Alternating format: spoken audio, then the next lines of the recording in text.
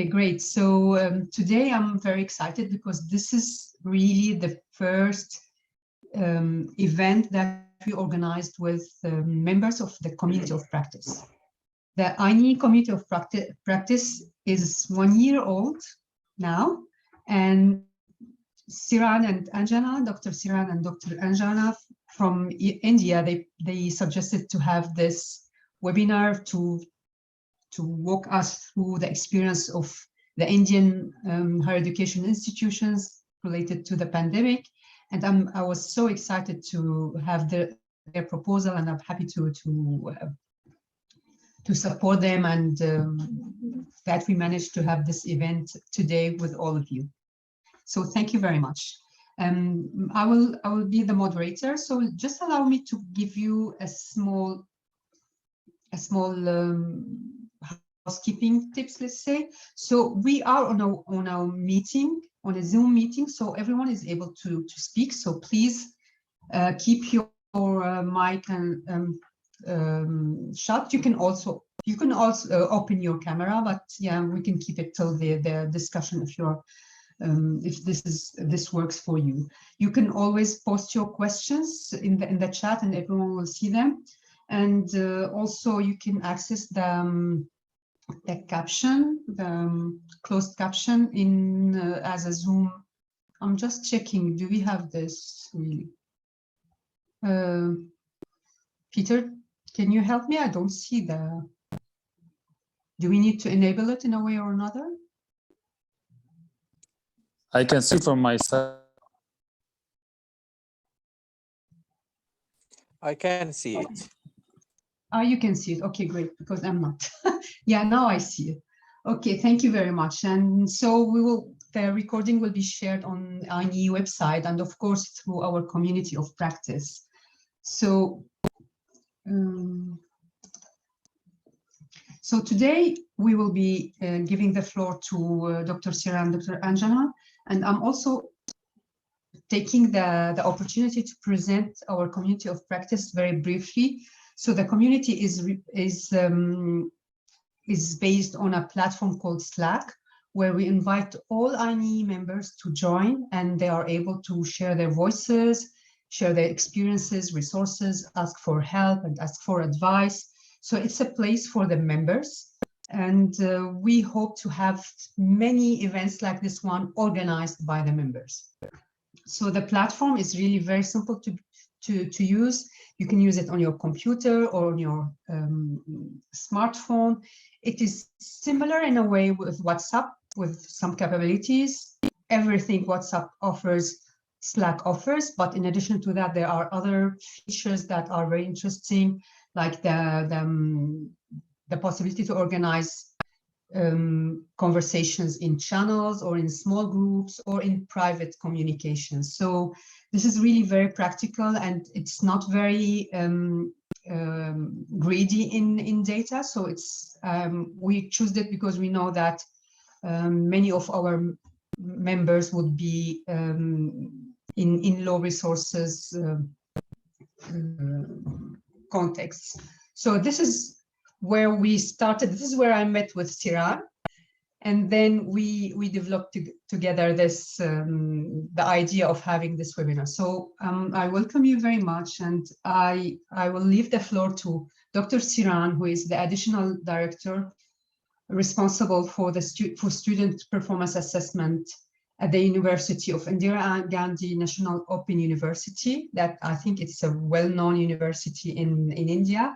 And also to Dr. Anjana, who is Assistant Regional Director at the same university. So both they will walk us through what India discovered with the pandemic and the arising need for digital solutions for students and universities.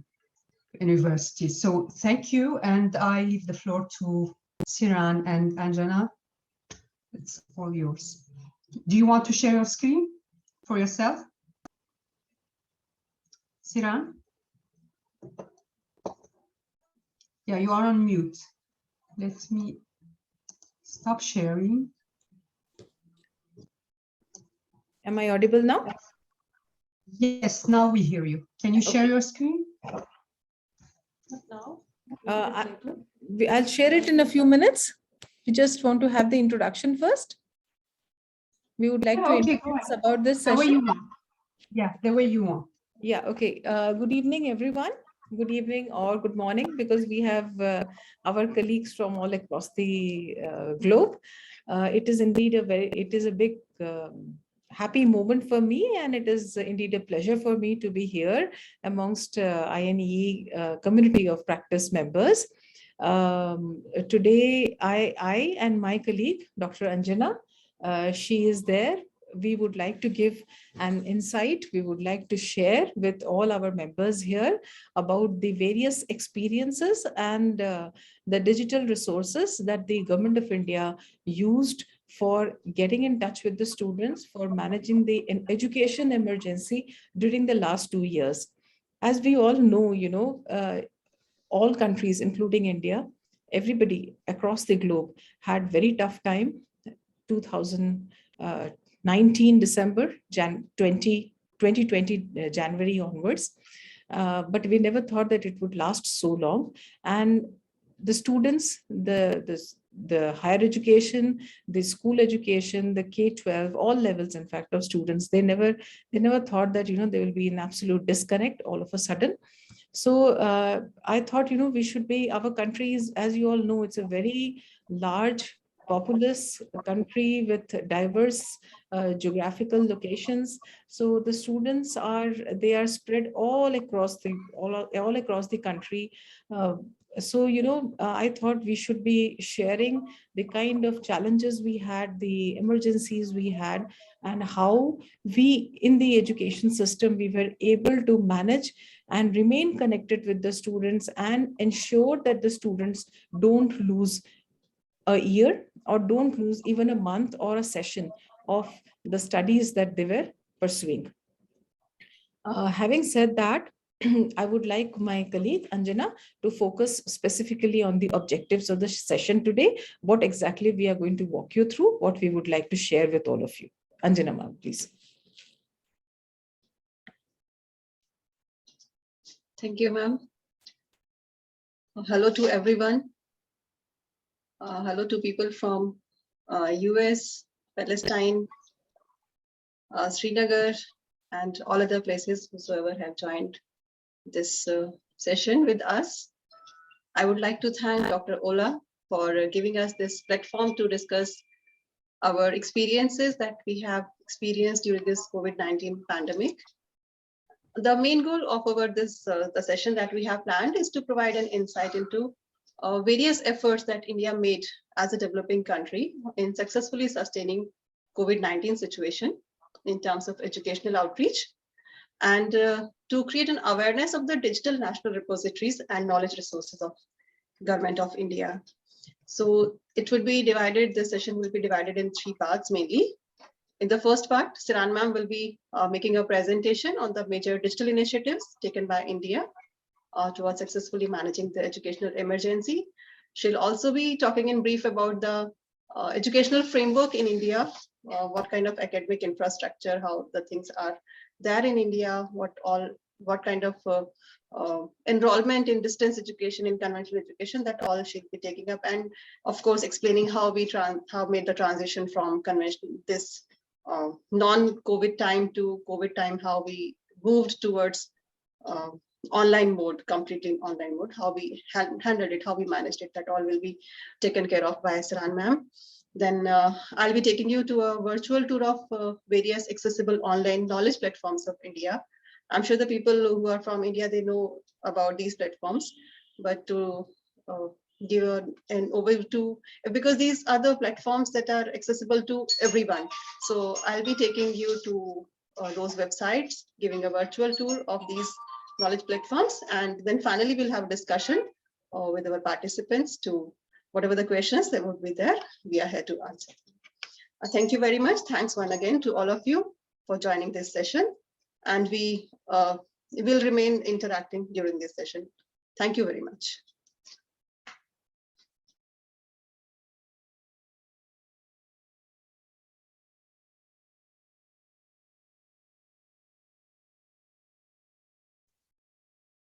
Over to you, Siran. You want to start? Yeah, we're doing it. Okay, great.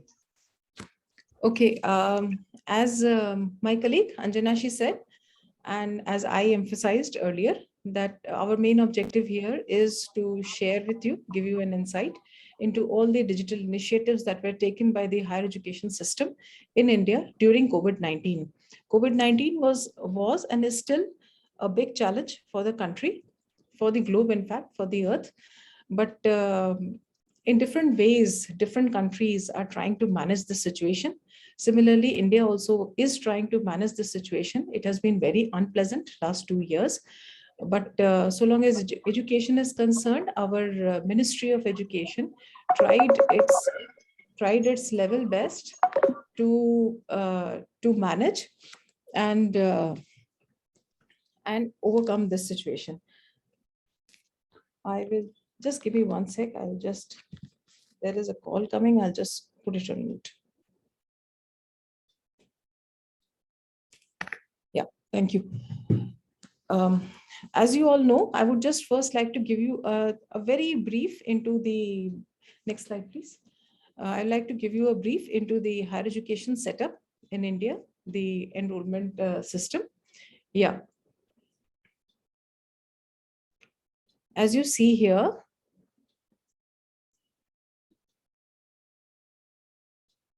in the higher education system in India, the total number of students existing as of now, I'm talking of higher education here. So the total number of the students in that who would be eligible for the to get access into the education is 142 million. Out of, we have a population of around 1.35 billion. So 142 million students, people, girls and boys, they are there who are eligible for the education setup. Next, please.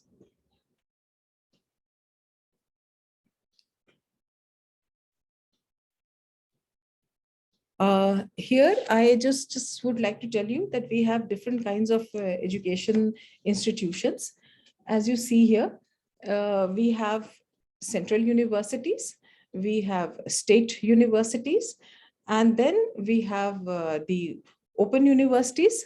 As you know, I'm in the Indira Gandhi National Open University. So that's a national university distance education system of the government, which has the mandate of providing access to higher education to the people all across the country. Then we have the state open universities, which are 14 in number. They are providing access to distance education in the respective states. And then we have institutes, standalone institutions, premier institutions. Now, these standalone premier institutions, these are the institutions, like I'm sure you would be aware of it. These are the Indian Institute of Technologies, Indian Institute of Science, then Indian Institute of Medical Sciences. So they are the professional institutions, standalone institutions, and they are the premiers. They are also called the centers of excellence. Now, when we talk of the central universities or the state universities, then they are, as we see here, they were earlier the conventional systems. Although, some of the aspects were already in the online mode, but basically they were the traditional systems wherein the students were required to come to the classes, come to the institution, attend the classes. It was like the traditional teaching and learning method was being followed. Some aspects were in the online mode, but then main teaching and learning was face-to-face. Now, we come to January 2020. What happened? All of a sudden, in the month of March, to be specific, 21st of March 2020, we had to have lockdown. The institutions closed. Naturally, March is the time in India when we have examinations in the school, we have examinations in the colleges, in the universities, everywhere. Now, all of a sudden with the lockdown, everything came to a standstill. How would we manage? That was one of the biggest challenges that our higher education system faced in March 2020. Next, please. As you see here, this is it will give you a fairly good idea of the share of the students in the different universities. As you see, the state public, we have public and private universities both. So the state public universities, they have a major chunk of the students, because they are across the country. Central universities are limited. They are only located at certain places. So all the students across the country do not have access to these central universities. Then we have also the National Open University. Then we have the deemed universities. I will not go into all that, because my focus, rather our focus today, is to give you an idea into the education in emergency. So I'll not go into the nitty-gritties of this state, but this is just to give you an overall idea of the different kinds of institutions that we have in our country in the higher education setup. Yeah, if you see here, this is something very interesting which I wanted to share with all of you. See, the enrollment, this is just to give you a brief account of the enrollment. See, the enrollment, if we see, the maximum enrollment of the students in the higher education system is at the undergraduate level, and the distance education, it plays a very important role. It occupies a very important role in fulfilling the mandate of the government towards providing educational opportunities to the people. As you see here, the total undergraduate enrollment is around 23 lakhs. So 230,000, whereas the distance education enrollment is 291,000. Students are being given education through distance mode. So similarly, in the emergency also, last 2 years, as the conventional system was providing educational facilities to the people, to the students, similarly, the distance education also played a very, very important role in providing access to the education to the students. Next, please. See here again, I will not go in very much in detail into the framework of the educational system, but I just wanted to share with all of you that since I'm talking of educational emergency of the higher education system in India, so I would like to tell you that whatever happened in the last 2 years under the overall auspices of Ministry of Education, Government of India, with the network of the state ministries of education, the entire responsibility for managing this whole system in the emergency was of University Grants Commission.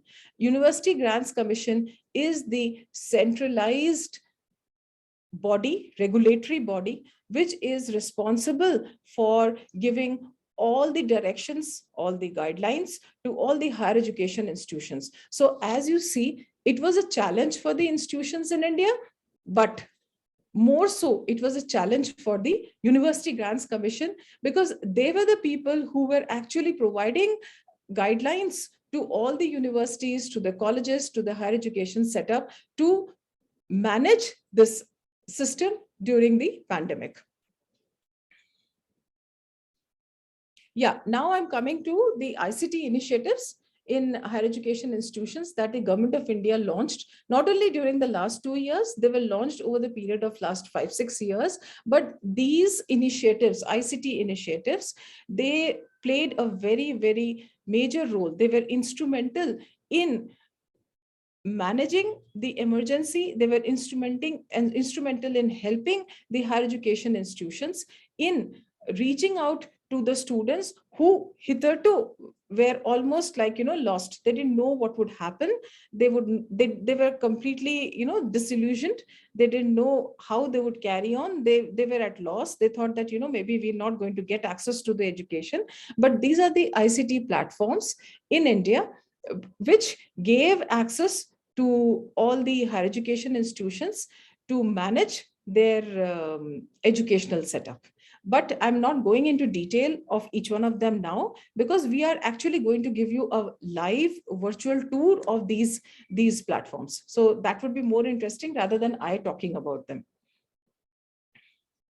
Yeah, now the transition. See, I would like to just quickly go through the transition. See, a transition now, I begin, logically, I begin with the admissions.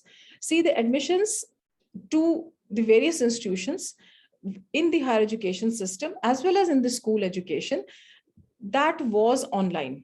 Pre-pandemic, it was online. But then the students, they were required to fill the forms online. Then they would have their, face-to-face counseling.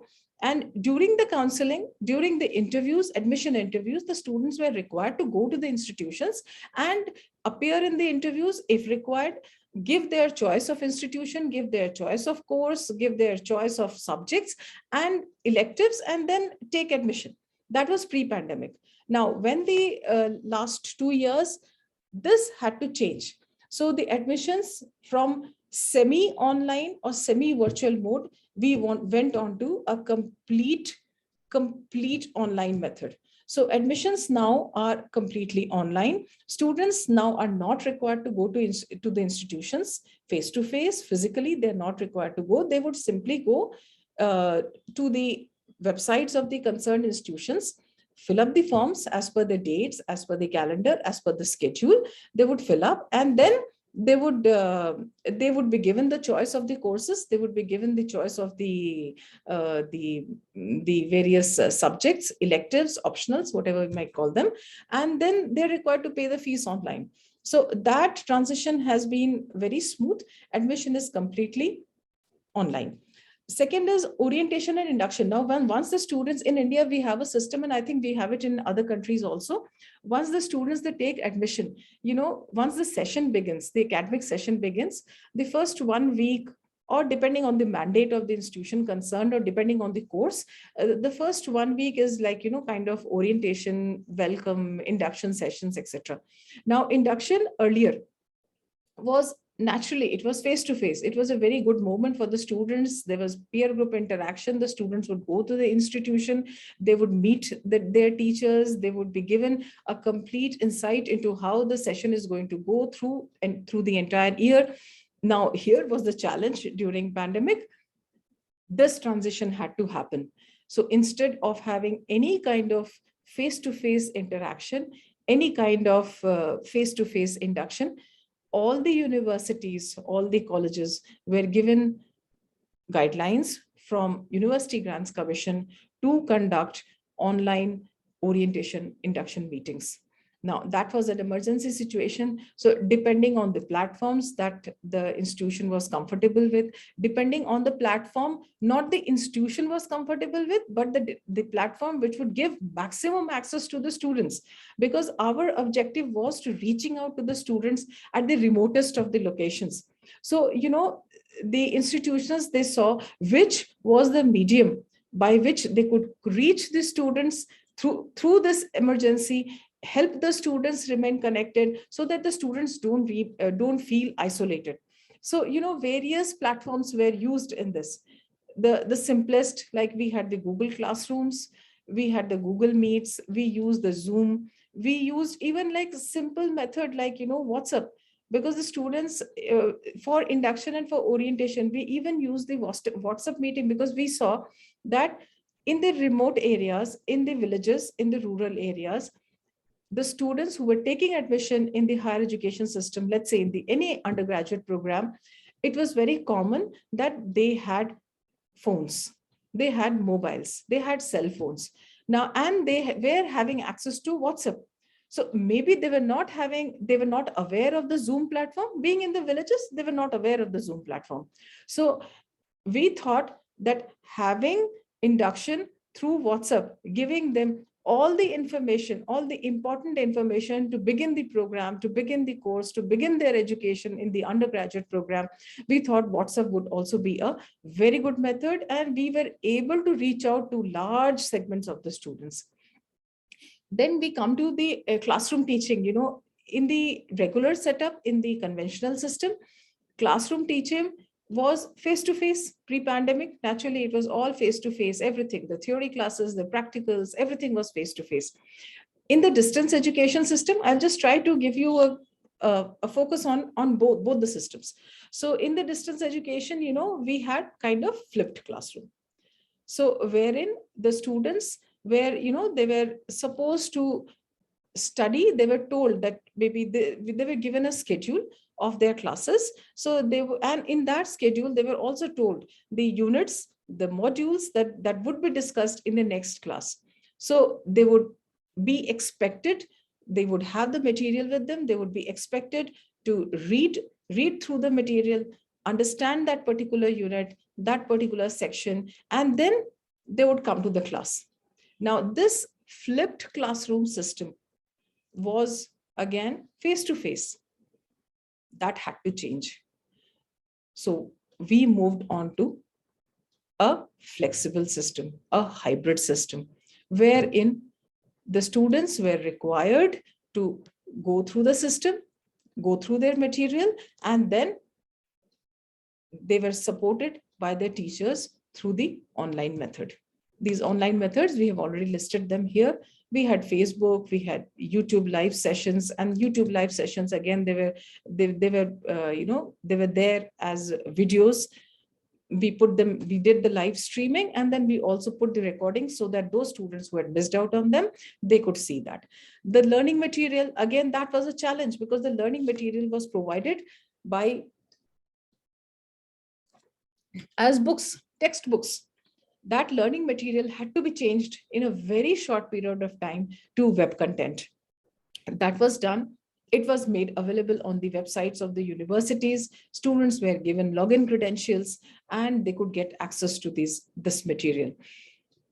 Assessment, again, internal assessment, which was in the face-to-face time, it was internal assessment. So, it was like assignments, paper, pen, pencil, they were given tasks, they were given questions, they were given practical sessions, they were given discussions. There were so many, there was interaction. So all that was being held in the classroom. Now, when we had this lockdown, all that stopped. So again, internal assessment was a big challenge. How to have internal assessment, I think you would agree, it would not be possible because we have colleges even in the rural areas. Now, it was not possible for them to arrange, online proctored examinations and internal assessments. So again, internal assessment, question papers and everything had to be provided to them through online methods. Again, we took the help of Google, we took the help of WhatsApp, we took the help of Telegram, we took the help of even simple things like, sending them messages. We send them the question papers through WhatsApp messages, and they were told, we sent them emails, and then we told them that, you're supposed to solve these internal assessment questions, booklets, and send it back to us. So that was managed. And then we had the summative assessment. Anjana, you would like to continue, please? Yeah.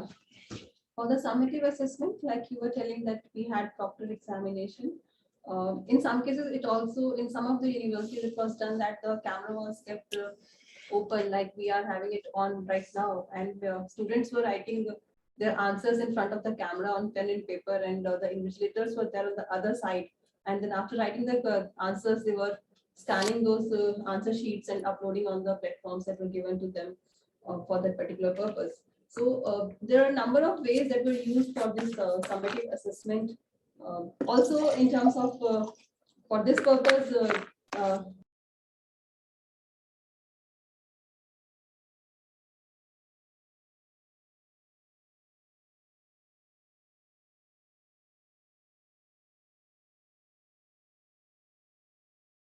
their help was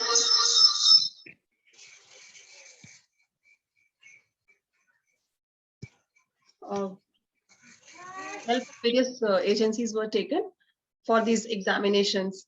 And then coming to the convocations, yes, in some of the premier institutions, even the convocations were also held in virtual mode, where the students were not actually invited, but their dummies were created in a what I should say is through the what do we call it?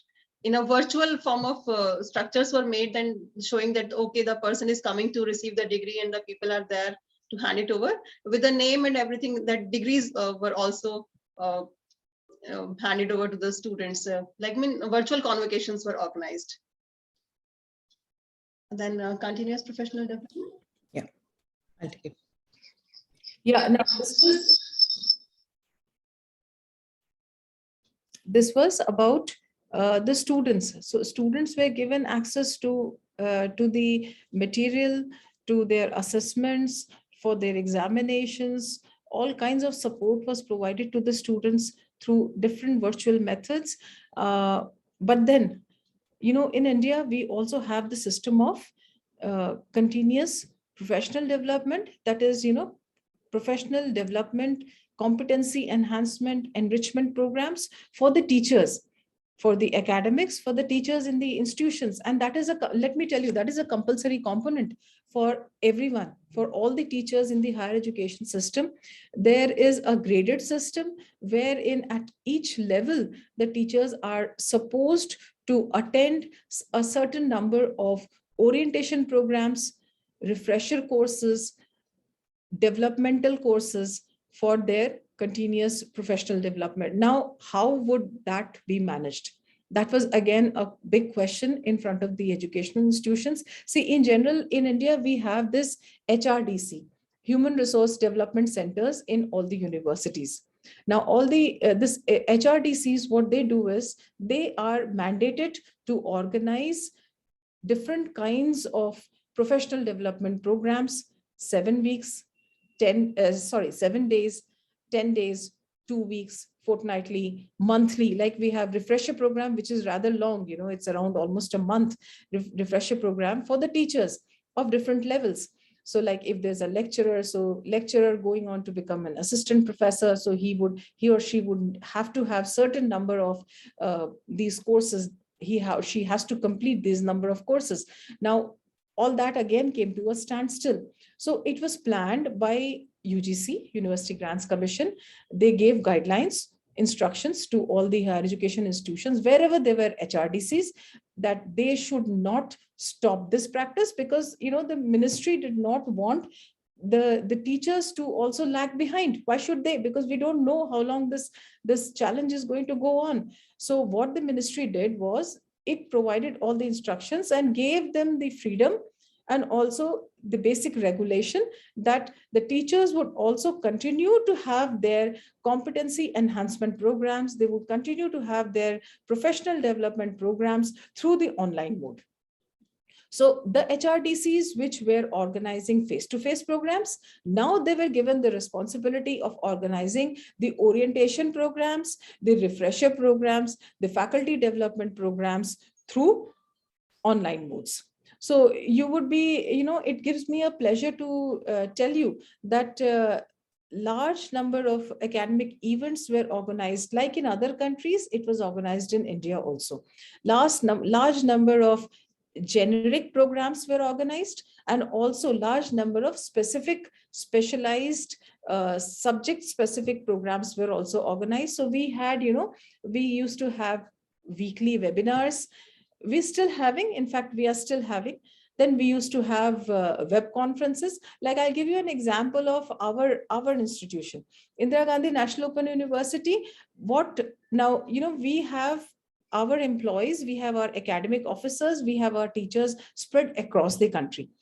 Now, since the institution was closed due to lockdown, how are the teachers going to be in touch with each other? The system was running, but teachers were all held up at home. So they were instructed to continue with web conferences. So we used to have regular weekly meetings through web conferences.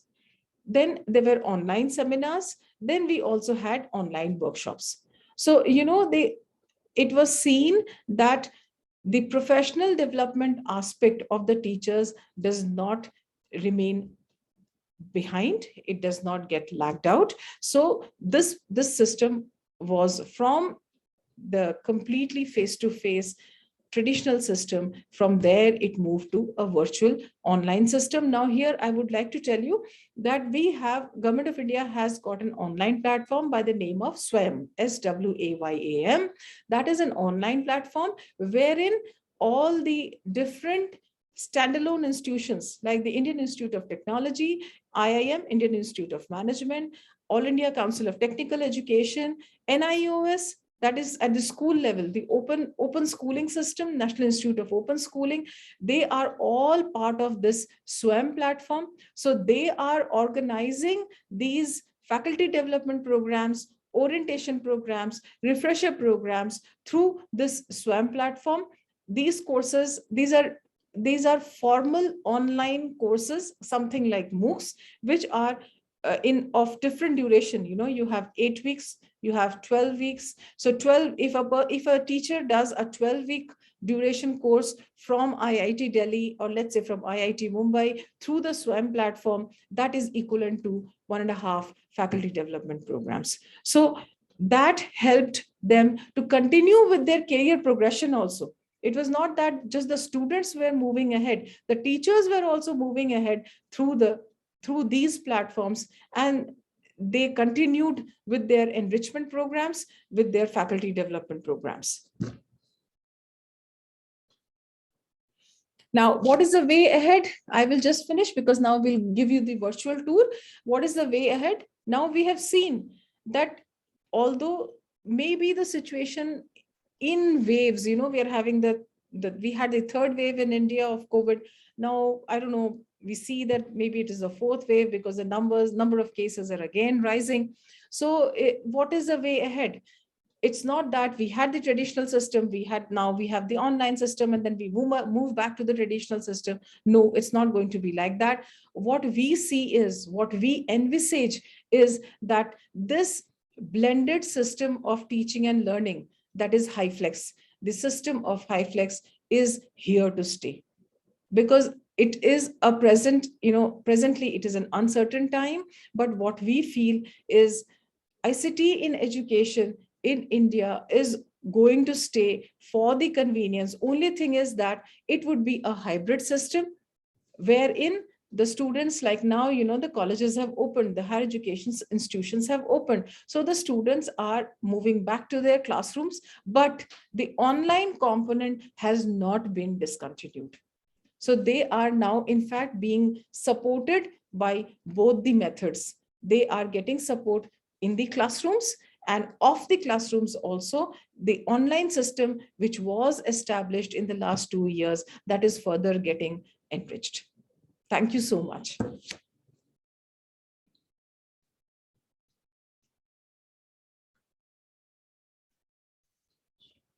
you very much, Siran.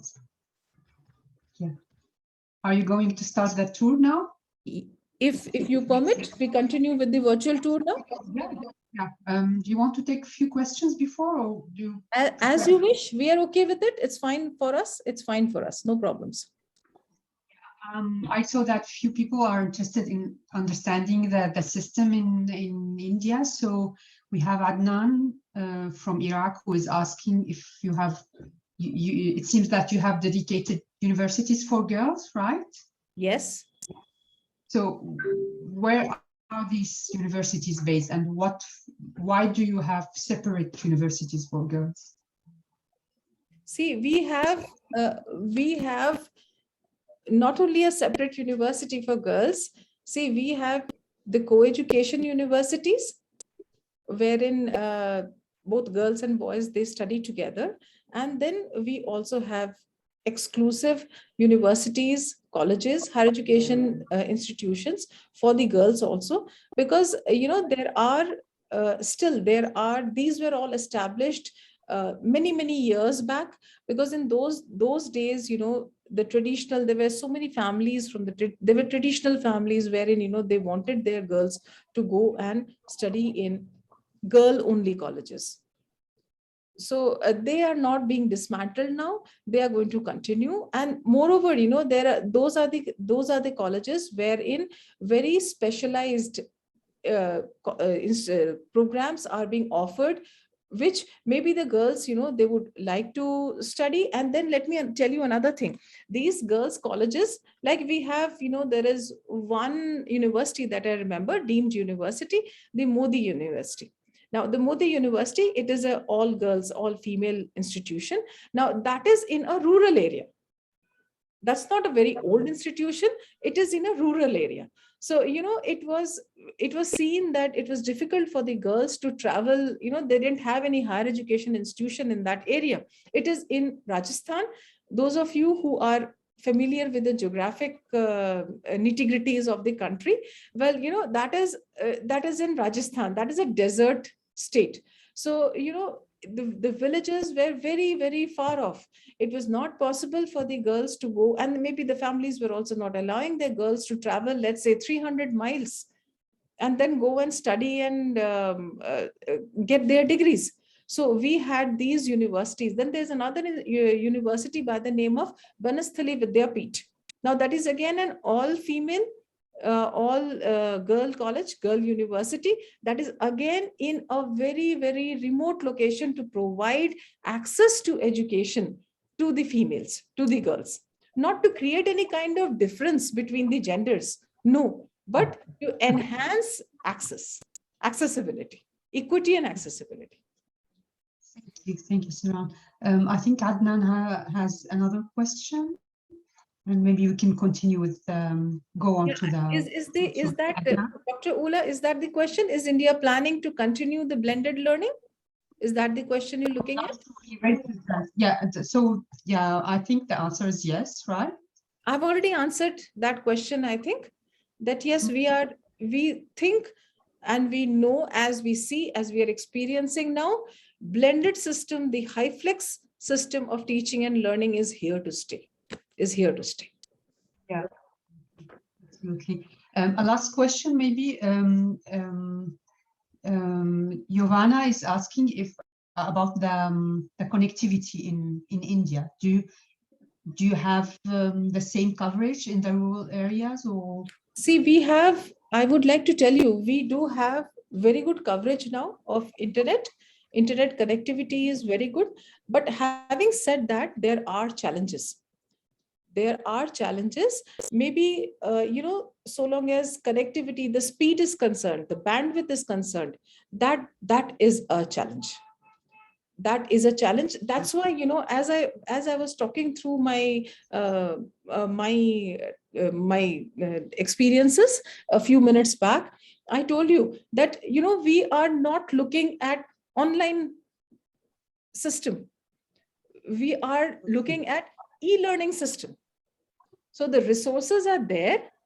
So if at that point of time, if the student is not able to come online, the resources are there. Like suppose we have a lecture going on through Google Classroom or through YouTube. So the resources there, the student is not able to, let's say the bandwidth is very slow in the rural area, they're not able to attend the class. So what we do is we have it recorded and we have it there for the student to access it at a later stage. Right. Yeah, this is the solution that is starting to be applied everywhere, I would say. Yeah. Thank you. Adnan, do you have another question completely different? We can wait maybe till after the tour. Is it okay for you? Yeah, I don't have any, but only to comment on the having like universities for the specific for the girls. Because in my country is completely different. There are separate schools for the girls and boys at the primary level, but in the university there's no. So it was like very interesting for me, because we all know if there's any traditional problems and situation that prevent us girls to go to the school, it should be in the university, not in the primary school. So I saw this was very interesting, and I believe it's a good solution for because in Iraq also I maybe I consider there are so many girls that are not going to the colleges because of some customs and something like this. But I believe there's no problem with the primary level. So this was very interesting for me. I saw it as a good solution. Thank you.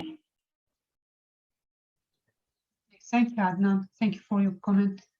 So yeah, can you go forward, Siran, with Yes, the tool? sure. My Then go colleague ahead, please. Anjana is going to take over from here now for the virtual tour. Yes. Yeah, hello again. Dr. Ola, may I ask how many minutes can I take? Because as per the schedule, we just have 12 minutes left with us. So you just let me know so Yes. that I can quickly move accordingly. Yeah, we're willing to have some discussions. So Dr. Ola? yeah. Do you hear me? So maybe you take 10 minutes Am I and then. audible? Yes, I hear you well. I hear you well. You don't hear me? I'm not getting your sound. Go ahead with 10 minutes. Okay. Anjana, we can hear you. Okay, thank you. Thank you. So let me start with the SWAM platform that Siran Ma'am was talking about. This is the website, swam.gov.in. It means the study web of active learning for young aspiring minds. And if I just scroll it down, we find that there are 9 national coordinators who are offering online courses, books through this platform. And it is the project of Ministry of Education, Government of India. And here you'll find that the courses are of the level of out of different levels. I mean, of the school education level, out of school education level. Then we have higher education, then teacher education. Such kind of courses are there. Just a minute, I want to just, because I'm finding it a little difficult. Let me place it here. Yeah. So if I talk about the courses, what all are there, you'll find that by these coordinators, these are of different duration, maybe ranging from 4 weeks to 24 weeks. The courses are of different duration. And these are in different subjects also by different coordinators. And this platform just has the facility that if somebody of the school level student wants to pursue any online course, then just go to NIOS, because NIOS is National Institute of Open Schooling, and that has been given the responsibility for offering the courses to school students. And if they complete any of these program online courses from this particular platform, the credits will be transferred from that particular course to their main course of study that will be transferred. So there are a number of programs, and here I would also like to share that these courses are not just pursued by Indian students. These are pursued by foreign students as well. Through the, you can see at this slide, you will be able to see at this window that we have the local chapters. NPTEL has the local chapters in different countries. As you can see, it's in Accra, it's in Al Khartoum, it's in Bamako. I mean, NPTEL, a national program on technology-enabled learning, they have been coordinating with different countries and particular institutions there who are encouraging their students to participate in these online courses. And there are a number of students who have completed these courses, even the foreign students, not just India. Once again, I go back to this NPTEL.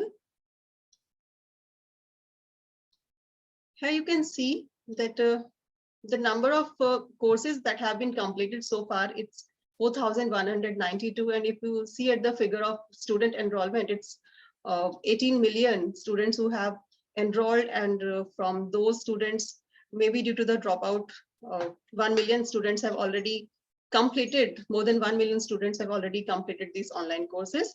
And of course, as I already told that these courses can be pursued by anyone across the globe. Given the time constraint, I'm quickly moving to the other platforms. This is EPG Pathshala, that means E is simply electronic, and Pathshala in Hindi, that is schooling, EPG Pathshala. But here it's for the postgraduate courses. This platform provides courses on the basis of curriculum in different subjects. There are 70 different subjects in which the high quality content is provided to the students in interactive mode. And that is not just the text, that's in video form, that's in a downloadable form also.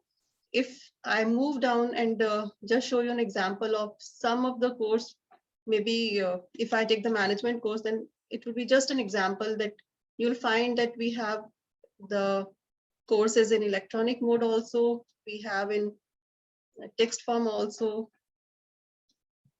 Yeah, here you can see it's this particular course, it's available in the form of e-text. Then somebody wants to learn further, then one can go to this learn more option, then self-learning, that is in the form of videos. So likewise, the content is available in different forms. That is what I mean to say is that 4-quadrant approach is being used for providing the content to the learners through this platform. And that is for the postgraduate courses. Next, I move on to the Swayamprabha. That's a bouquet of 34 channels that are provided direct to home, free delivery through television mode. These are delivered. From these courses, 22 course channels are for higher education and 12 channels are for school education. All the 12 classes from 1 to 12, dedicated channels have been given to those classes, and the material is delivered. 4 hours video is delivered every day afresh, and that material is repeatedly telecast across throughout the day. That means one content of 4 hours that is there on TV throughout the day, so that students can watch the TV as per their convenience. Not going into further details, given the time constraint, we have discussion also. After that, maybe some questions would be there. Then the next platform is National Digital Library of India. Here you can see that there are more than 81 million resources over here. And if you just try to browse by subject or anything, there are different means to browse over here. You'll find, maybe I just take the first option, you'll find a level also, what kind of material one wants to download. Maybe somebody from the school level, maybe somebody, see, education level, right from Doctor of Philosophy and going down to other options, we can see different courses available here. Educational level, UG level, adult education, 1st to 4th. I mean, just in the computer, if any student of any level wants to access the study material, resources, books, these all are available there. Then one interesting thing that you will find here is that it's not just in English, but in different languages. Maybe you can see that German language is there, Danish is there, French language is there. So this platform is not just for the Indian students not in just English or Hindi language, but it's available in many languages, and anyone across the globe can just move to this website and access the material for their study. Now moving on to the next one, that is spoken tutorial. Through this platform, teaching is provided for the open source softwares, because here the material is available in videos form. And if I just give an example that somebody wants to learn Audacity, just a application, just a software through which audios and videos are edited. So if somebody wants to learn Audacity, one can do at their own pace through this particular platform. You can see how it is to be installed on Windows, how to record an audio, how to edit an audio. I mean, what all is possible through that particular for that particular software, that all teaching is provided through spoken tutorial. Now coming to the virtual labs, as we all know that all the institutions across the country cannot have the same level of infrastructure. So for the students who cannot have the world-class infrastructure at their access, for them, there are simulation-based labs established across the country in premier institutions. And one can easily access those labs, conduct experiments in remote experimentation method through internet basis. Just by using the internet, one can access those labs and perform the experiments. And at present, it may not be that, that accessible to everyone, and maybe not used that much, but in the times to come, we do hope that its accessibility will be improved, and many students can easily access this particular platform and perform their experiments.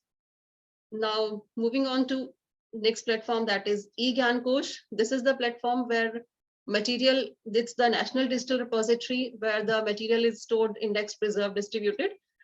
And that is developed by the open and distance learning institutions in the country.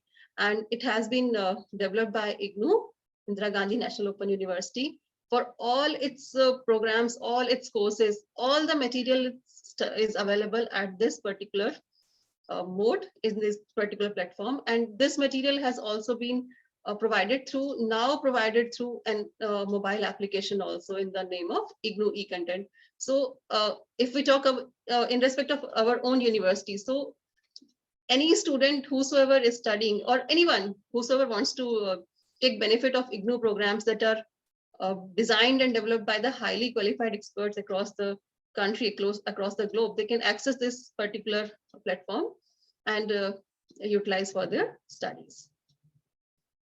Next, moving on to Vidyamits. It's just an integrated portal for all kind of e-content material that is developed through different platforms of Government of India. And if you just see the number, there are a number of content material available over here in different fields, maybe arts, humanities, engineering, technology. I'm not going into the detail, given the time constraint, I'm not going into that. But if you just try to explore it, there's so much of material available for all the students over there that if one has access to internet, one can easily study from these, and they do not need to go here and there for their reference purpose, since it's so easy for them. Then the last platform that I'll talk about is eCulp. It's in the form of an Android application, and it is mainly for the farmers, because this is the application which provides information about various crops. I mean, how one has to go about growing a crop, what amount of fertilizer is to be applied, what should be the distances between the plants. I mean, what all kind of information may be available for any particular crop, maybe what all kind of pests are there, what kind of diseases are there that can be there in a particular crop. So all that information has been included in this particular mobile app that is available in the name of eCulp. And I think I should stop here given the time, because it's 8:29. And I shall thank you all, and I would request if we have any questions, we can discuss. Yes, thank you very much, Anjana, for the quick tour. And I'm happy to stay for additional few minutes if the audience has any questions, and if you have time. So yeah, I'm happy to stay with you and take the questions from the people who are still with us. Thank you very much for your patience and for your interest. And I feel that people are really getting a lot of information from this, and they might have questions. So please raise your hands if you have any questions. Yes, Adnan. And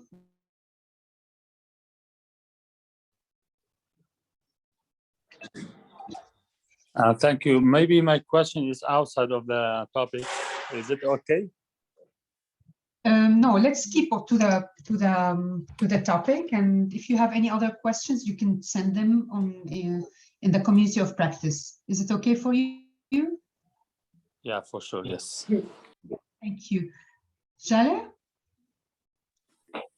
Hello, and thank you very much for your nice presentation. I congratulate you on this very exciting type of initiative that you started in India. I myself am a teacher at university level. We also experienced working, through internet and having virtual classes with our students because of the COVID-19 pandemic. Of course, what I noticed in my country is not as promising as you mentioned. That is, the students do not show that much interest in doing things by themselves because they were not brought up like this. They're not used to this kind of thing. They're used to having a teacher to facilitate their learning, giving them advice, and be accessible whenever they need. But unfortunately, in online classes, whenever I asked them, how they felt, most of them said they lose concentration very easily. They don't have that motivation to go and search for the information they want.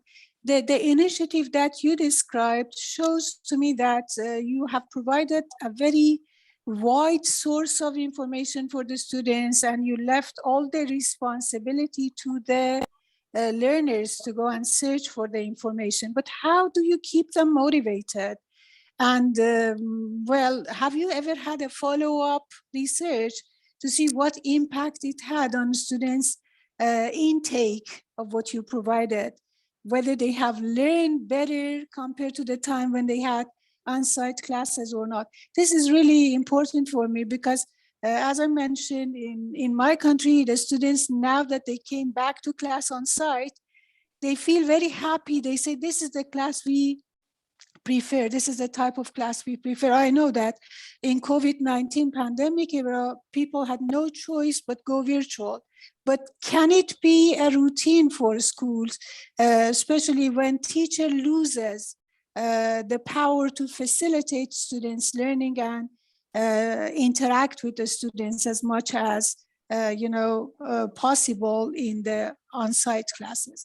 Thank you very much. This is my question. Have you checked whether the students have learned better or not, and whether your initiative is as promising in practice, or is it just on paper? Thank you. Yeah. Hello, Jale. How are you? It's very nice hearing from you, and I appreciate your question. Yes, I would like to say one thing. I would like to add to what you said. So long as the motivation is concerned, yes, I would agree. Because of the problems, the students, obviously, if you ask them personally, they would still say that we want to go back to the school now that the schools and colleges are opening. So they're very happy. They feel very motivated. They feel very happy. But having said that, I would also say this, that during that time, during the last 2 years, which was very, very difficult for everybody, the students, the institutions, they tried their level best to not only give the resources to the students.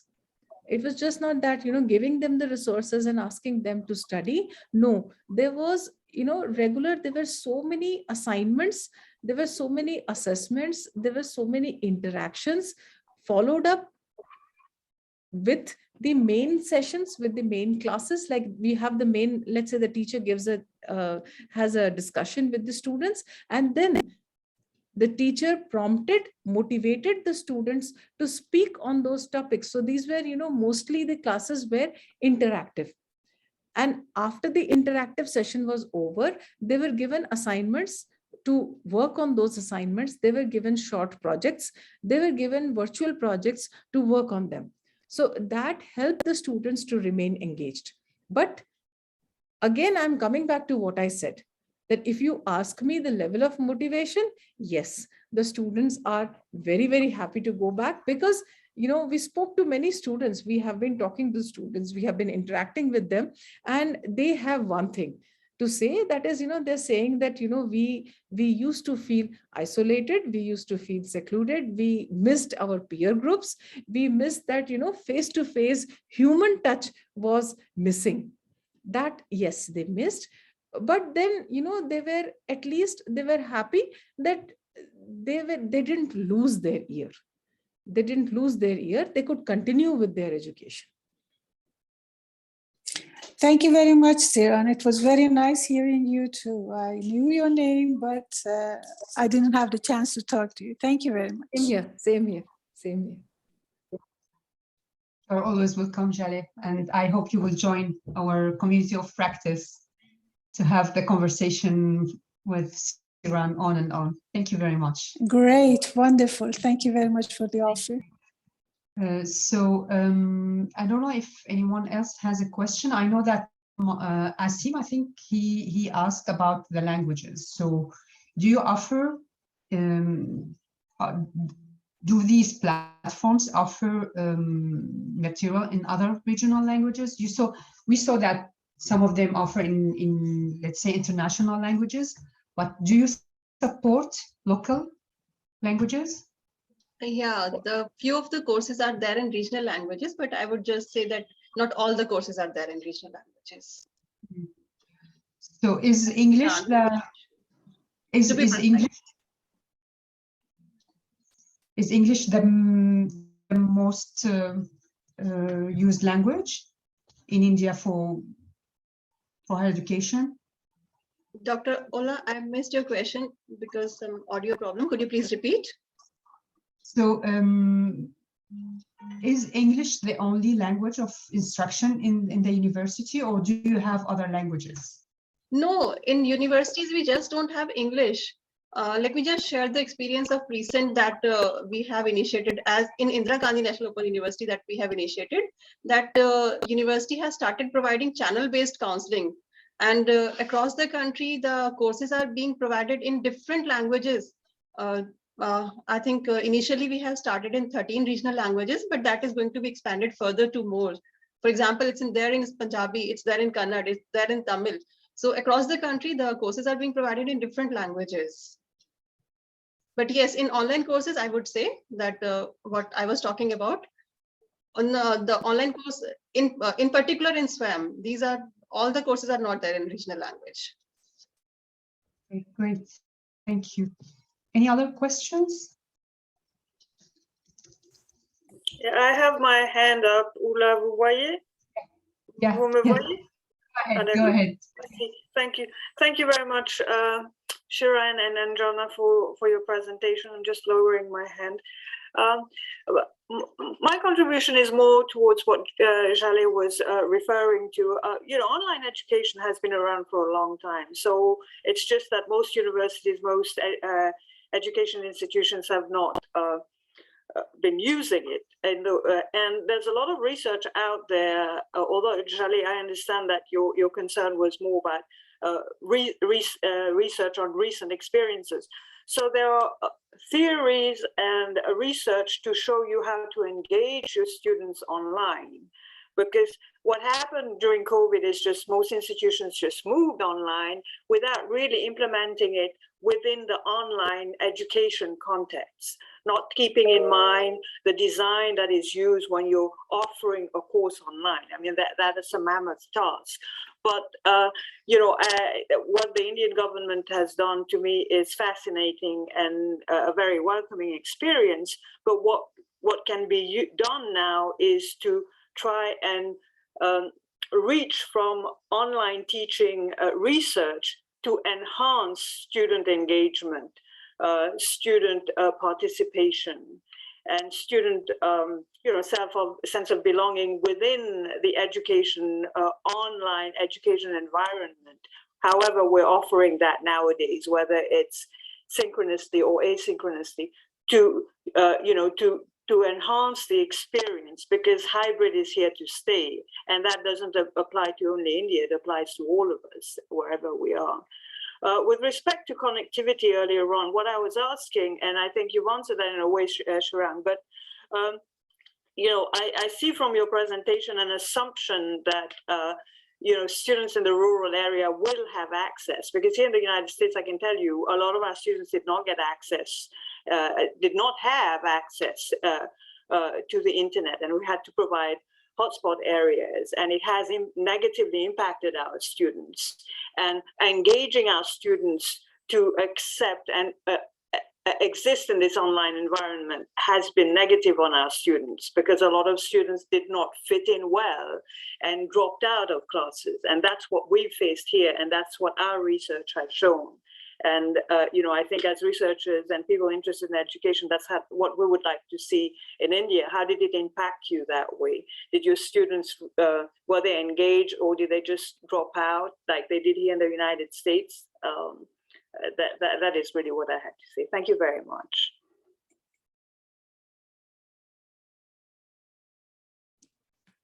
You want me to speak on that? Yeah, of course. Yeah, okay.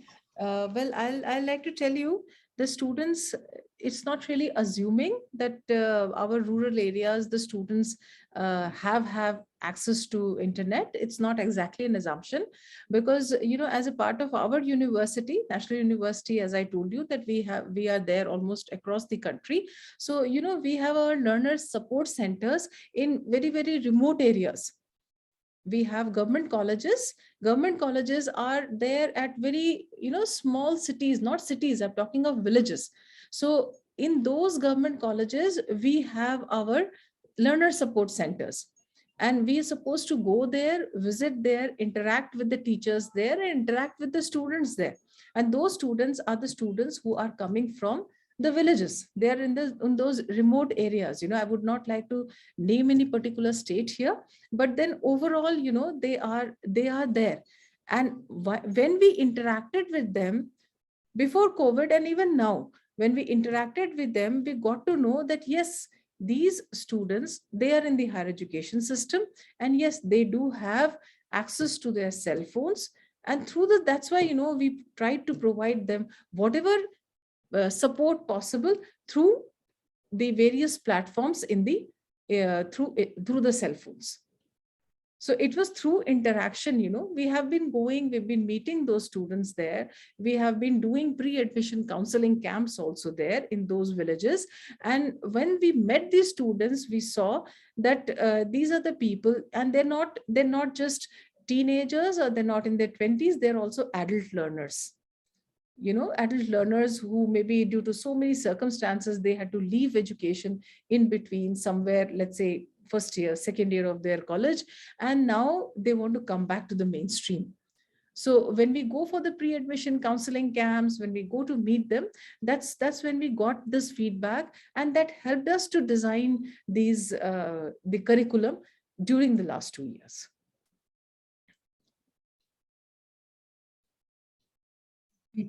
Thank you so for that. Thank you. Clarification.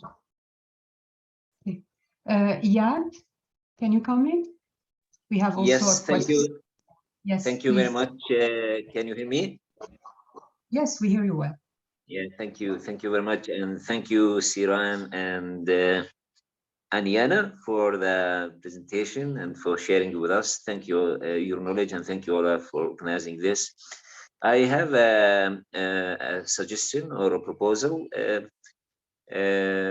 Is it possible that from this group, including the presenters, that we form a small discussion group to follow up on the presentations and ideas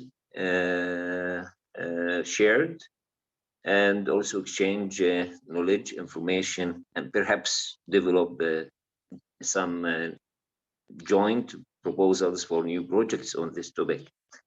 And is it possible for INEE, through you, Ola, to, since you have our contacts and emails, to help in this? What do you think? Yeah, so I guess this is a question to me. So thank you very much. But thank you for Siran for bringing the interest to higher education at the INEE. So this would be my pleasure to have a channel dedicated to higher education. What I would need is someone to moderate, so that someone will be very informed, very interested, and engaged in the higher education emergencies to have that channel. But I'm really eager to have it, because I have myself interest in higher education, but not working in this at the moment. So yeah, if anyone volunteer to become a moderator, it's very simple. I can help in that, and also if anyone else in the group would like to work me in on this, that would be great. Yeah, absolutely. So let's have a call outside here. I can contact you, and we can discuss further details. Unless there are others who have any other suggestions or ideas, please go ahead. That's a very good idea. That's a very good idea. I welcome it. And any kind of help required, I can also chip in. I can add. You can. I can help you. I can help you. We can have a forum. We can have a discussion forum. Okay, yeah, so I can help you on that. Yeah.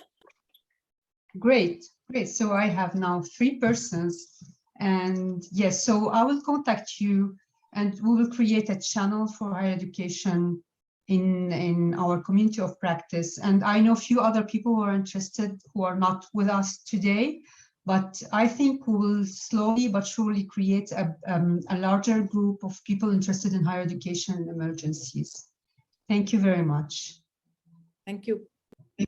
We'll do it. Yeah, and Yeah, yeah, I see also Anne. I know Anne here in Switzerland, and she's interested to join as she's working with a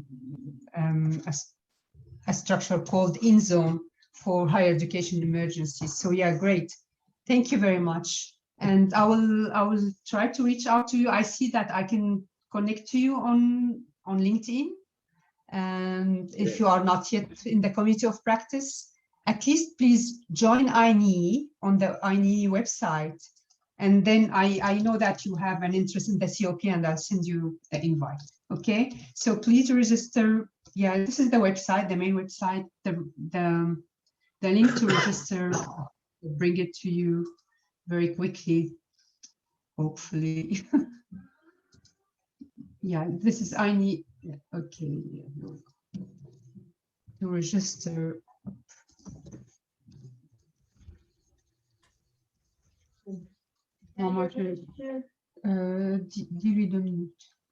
Okay, so please, I will try to contact you all, and if you are not yet INEE members, please join INEE, and then we'll arrange for you to access the community of practice. And you are, of course, all welcome, and we'll continue this conversation in a new channel based on what Siran and Anjana launched here. Thank you very much. Thank you all. Very and much. if you don't have Thank you other so questions, much. we'll stop here. Thank you. thank you. Bye, everyone. Thank you And so thank you, much. Asim. Pleasure. Pleasure, Bye-bye. pleasure meeting all of you here today. Thank you so much. Bye, everyone. Bye. Have a nice day. Thank you. Bye. Bye-bye. Bye, bye, bye-bye. Bye, Asim. Bye. Thank you so much for all the support. Bye-bye. It's been a pleasure. Take care. Thank you so much, Dr. Ula. I'm really grateful for your time.